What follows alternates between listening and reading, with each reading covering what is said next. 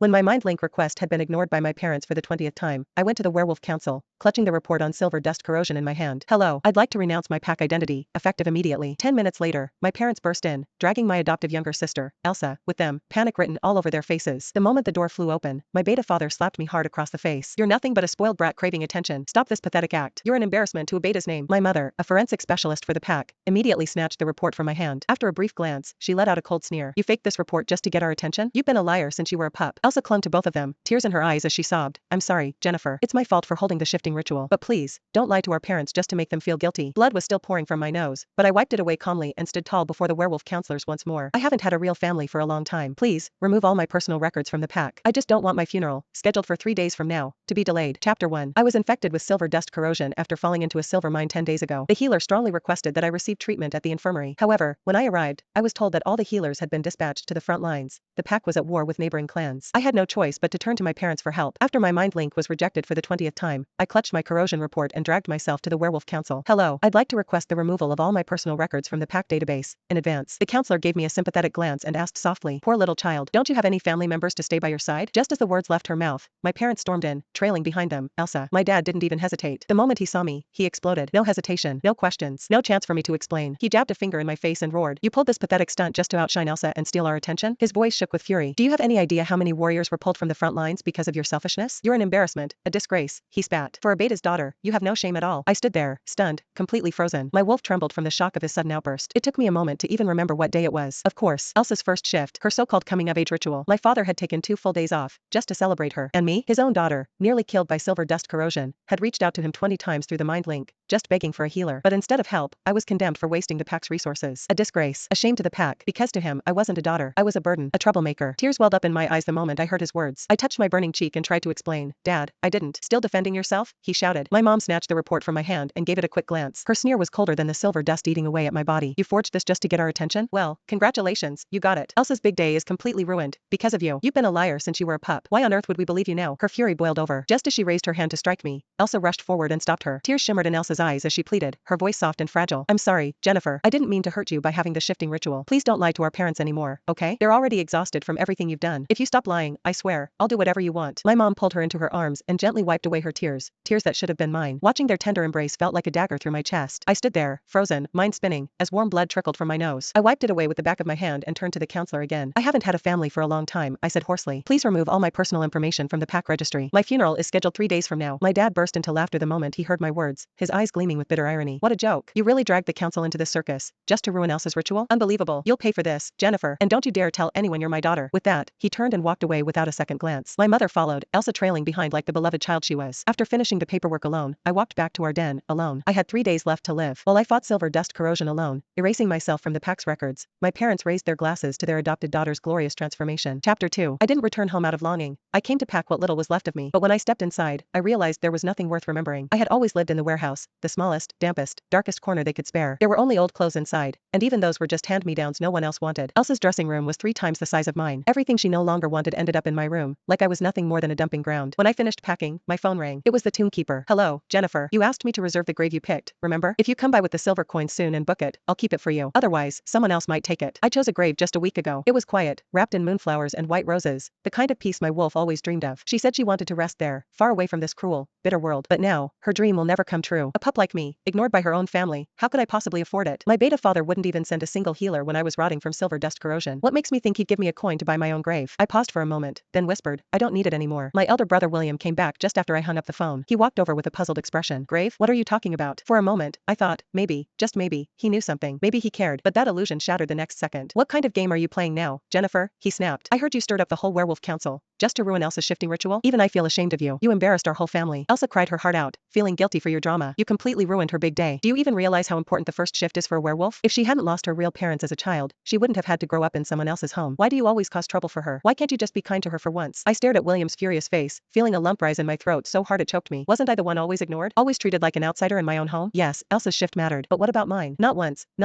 had I joined a full moon run with our family since she arrived. Every time they promised to go hunting with me, something just happened to Elsa. A fever, an allergy, some excuse, and they'd rush to the infirmary with her, leaving me behind. Always. From the day she stepped into this house, they poured everything into her, attention, care, love. But when I shifted for the first time, they forgot. Completely. No one watched me transform. No one celebrated. No ritual. No guests. Not even a word of congratulations. Yet for Elsa, they invited half the pack. They made a spectacle out of it. I stared at William, tears welling up in my eyes, my voice shaking as I choked out the words. William, do you even remember the first time I shifted? Not only did all of you forget it completely, you didn't even care. No one said a word. No one asked me how it went, how I felt, or if I was scared. It was supposed to be the most important moment in a werewolf's life, and I went through it alone. It seemed that William remembered something, because for a brief moment, I saw guilt flicker in his eyes, but his words were still cold. Ice cold. Why are you being so petty? He snapped. If you'd just admitted your mistakes and tried to make up for them, do you think our parents would have stayed angry for this long? Just then, the front door opened. I heard their voices even before they stepped inside. My parents. How dare you mention your first shift? My father roared. You're shameless. You don't deserve a ritual, not after what you did to Elsa. His fury hit me like a tidal wave. His wolf was so close to the surface, I could feel it, like it wanted to rip me apart. Elsa's entire ritual was ruined because of you. But did she blame you? No. She begged us to forgive you. She cried so hard she fainted, and you don't even feel a hint of guilt? Apologize to her. Now. Elsa snapped out of her sorrow, stepped closer, and forced a pitiful smile. Her voice, barely above a whisper, carried a trace of understanding as she said, there's no need to apologize, Jennifer. But, could you please bake me that walnut cake? I've been craving it for so long. Mom's face immediately softened, lighting up with misplaced warmth. Jennifer, just look at how kind Elsa is. She's giving you a chance to make things right. Why won't you take it? I stared at Elsa's fake smile, my voice cold. Didn't you say you're allergic to nuts? Are you trying to frame me for trying to kill you? You insist I bake you a walnut cake, just so you can accuse me of poisoning you? Chapter 3. Elsa's face turned pale when she heard my words. Then she rushed over and grabbed my hands, pleading in a pitiful voice. I'm sorry, Jennifer. I forgot to tell you I'm allergic to nuts. I fell off the roof when I was a pup, and ever since, my memory hasn't been great. I really forgot. Please don't be mad at me, Jennifer. You can just make a different flavor for me, can't you? Seeing her fake, scheming smile made my stomach turn. I clearly remembered the first time I made walnut cake for her. I had no idea she was allergic. I did it purely out of kindness and sincerity, hoping to build a friendship. Just because she casually said she liked it, I went through dozens of attempts, burning my hands badly in the process. But I didn't give up. I pushed through the pain and finally baked the perfect cake for her. However, Elsa ended up fainting from her nut allergy. When she regained consciousness, she threw herself into our parents' arms, sobbing, Mom, Dad, please don't blame Jennifer. She worked so hard just to bake me a cake. She even said it wouldn't matter if I only had one bite. Please don't punish her. It's my fault. I shouldn't have been so greedy. Under my parents' resentful glares, I stood frozen at her bedside, not knowing what to say. I didn't know Elsa was allergic to nuts, I murmured. She never told me. But instead of understanding, all I got was my father's merciless rage, roaring, cursing, and a face twisted with hatred. His wolf had lost all control. Claws unsheathed, he nearly slashed my face when he struck the wall beside me. My wolf flinched, terrified. That moment left a scar deeper than any wound. From that day on, she never felt safe again. He glared at me with undisguised disgust and roared, everyone in this house knows Elsa's allergic to nuts. Why are you the only one who doesn't?